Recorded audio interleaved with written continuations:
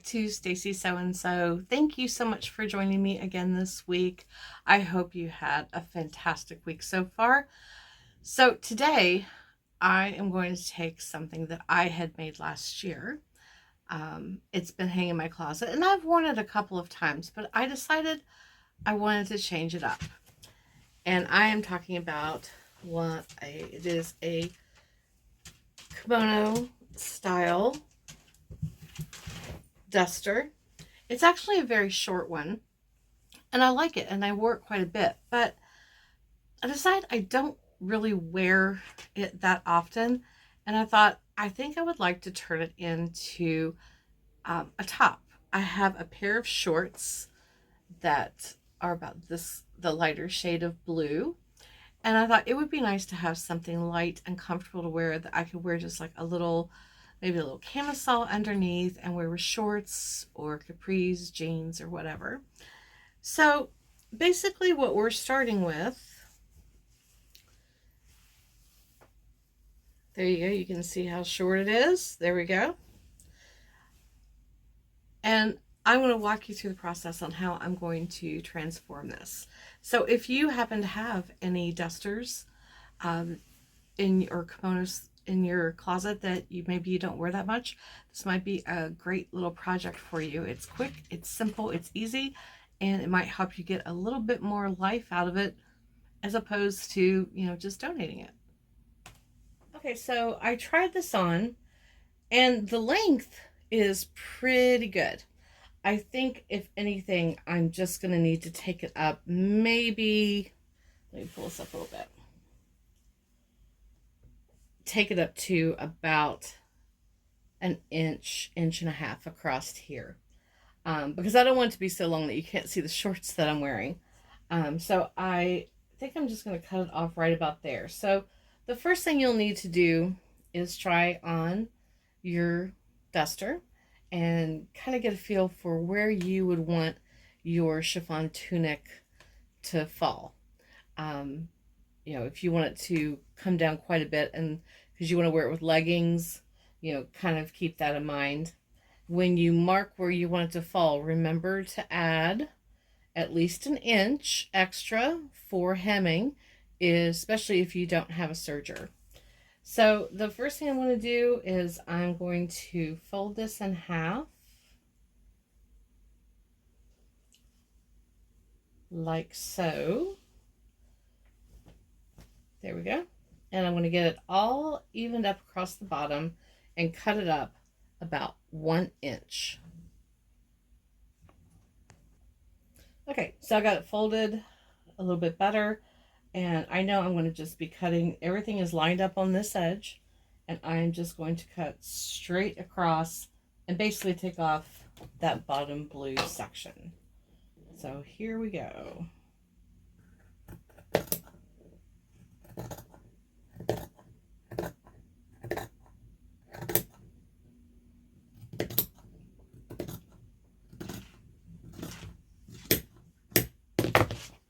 Okay, we'll hold on to that little strip. I don't know what I'll do with it, but you never know. I might use it for something. Okay, so now that we have the bottom cut off, the next thing I'm going to do, because I'm going to be using my serger, I have it set up to do a rolled hem, because when I had originally made this, you can see I was doing a rolled hem with my serger all the way around. So if you don't have a serger, you can buy a foot from Madame Sew to use on your sewing machine. Most sewing machines that will do a rolled edge, or alternatively you can turn it, do just a very narrow hem, turn it like a quarter of an inch, so it looks like that, pin it in place, and then just run a straight stitch all the way across to hem it. So let me roll this out. I'm not going to do my serger on screen because it's loud and it will just be annoying. But I'm going to do a rolled hem all the way across the bottom, and then I will be right back. Okay, now as you can see, I got the rolled hem done. There we go. You can see it. Perfect. That will work. Now, We're going to make sure that we turn it inside out. Now, the next thing you're going to do is first you're going to want to try it on. If you want to do what I'm about to do. Like, I don't want to have a scoop neck. If you like a scoop neck, then start from the very top right here and then pin all the way down and you'll seam it. However, I don't want that. I want mine to have a little bit of an open neck so it kind of splits. So I tried it on and I want it to come down about 8 inches because I'm going to wear a camisole underneath. This fabric is a little sheer. So I want to come down about 8 inches so that the neckline will just open and then you can see that little flash of the cami I'm wearing. So once you get that all together, there we go. Go ahead and pin it all the way to the hem to hold it in place and then just seam it all the way down the front. Now, as you can see, I'm going to do this on my sewing machine, the seaming down the front. I'm going to use just a basic straight stitch. Take my pin out from the top, and then I'm just going to sew all the way down. Where's my foot pedal? There we go. I'm putting as close as possible to the rolled edge. So you'll want to keep it, it's probably like, oh gosh, maybe even 1/4 of an inch. So let's do a little back stitch and then slowly just start taking it all the way down that front seam.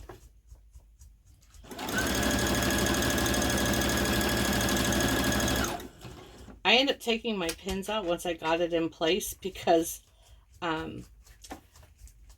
it's very hard to keep them in Georgette material.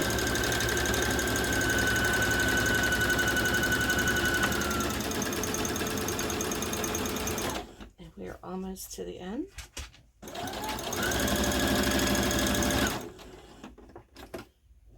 And there we go. Make sure it's not shifting. Almost there. Whoop.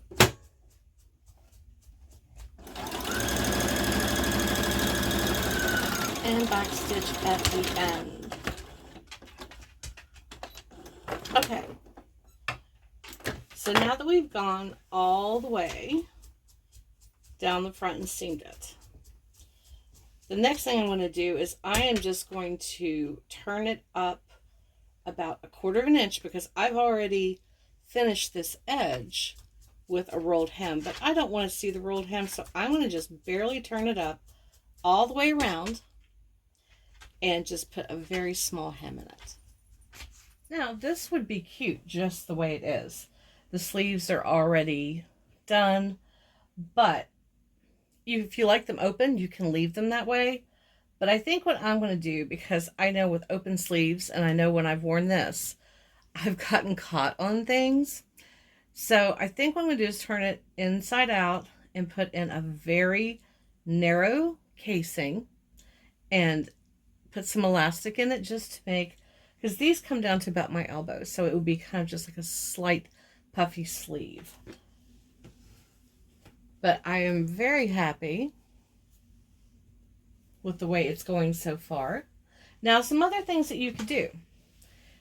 If you like it just hanging, oh, I missed threads. Let's get those, because if I don't do it now, I'll forget. There we go. Since you have hemmed it across the bottom, you can leave it just the way it is. If you want, you could add like some fun little like pom-poms. I don't have any, but I thought it would be fun to have like some of those like like makes you think of the 60s, the little pom-poms all the way around the bottom. I thought in white would be really cute. I don't have any, so I might have to run to Joann's and get some. Other things that you could do. Let's say you want to give it a little bit more shape. Maybe you don't want it to hang just straight down. You could turn it inside out and put in a row of gathering stitches up to the neck and draw it up so you get a ruching up the front. You could also do that with a piece of elastic. If you hold it down and you figure out like how much elastic you're going to need, because you've got to determine how much you want it to pull up. If you pull out, hold on, you'd use this type of elastic. Let me unroll a little bit more. There we go. You can pull out straight. Pin it there and start it. And as you sew it, stretch it out as much as you want so that you get the ruche effect that you want. So you kind of get that beautiful pointed shape up towards the front. That would be great. If you're not big on, maybe you want to keep it a little longer in the front because you feel more comfortable that way, but you want a little ruching, you could also do that same technique. You could determine how far up you want your ruching to come, and you could do it up the side seams so that it drapes down in the front. So you would get this type of effect across the hem. So I think the next thing I'm going to do, I'm going to turn this turn it inside out. And make a little casing. Take my trusty elastic and make some puff sleeves. Okay, I've turned it up about 5/8 of an inch. Get my needle down inside of there. And I'm going to double stitch at the beginning. I'm going to leave a gap about that far so that I can reach in and put the elastic in it. So let's get started on the first sleeve.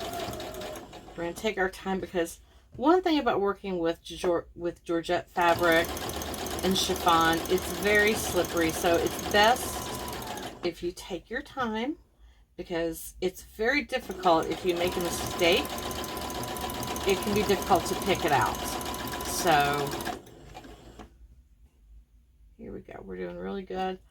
Again, I'm doing this without pinning, only because I couldn't get the pins to stay in. We're doing really good. Okay.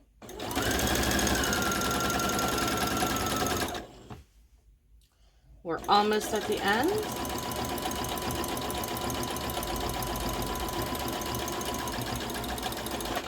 And we'll do a little back stitch right there. Okay. I'll cut my threads so I don't forget.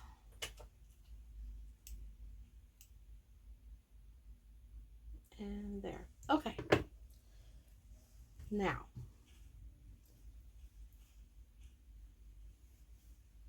there we go. So we have it. All right. So now I just have to get my piece of elastic. Okay, so I measured the elastic around my arm, what I needed. I don't want it to be super tight, but I left a little extra because we are going to zigzag it together. So I've got my safety pin on the end of it, and now we're just going to have to feed it around. Okay, got it all the way fed through. I'm going to take the safety pin off of the end of it for right now. And I'm going to pull up my two pieces of elastic, making sure they're not twisted. And I'm just going to pull it through the sleeve a little bit. There we go. So there we go. Got a nice elastic edge. I'm going to match these two ends up. Switch my machine over to a zigzag stitch. And make sure I get it lined up underneath that foot really well. Go ahead and put my needle down. And I'm just going to go back and forth a few times. I know that sounds scary, but no damage done. And again, snip my threads. Oh, there's my thread catcher. Okay. There we go. Because I just want it kind of elastic. I don't want it to squeeze my arm, but I want to have that gathering effect. So I'll put my machine now back down to a straight stitch and put this on my machine. Do I need to? Yeah, I think I might need to trim off that little bit of excess. Get it close to where I sewed, but obviously not hit the stitches. There we go. And line it up, put the foot down, put my needle in, and back stitch. Now I'm going to hold it out nice and straight and just follow the stitches.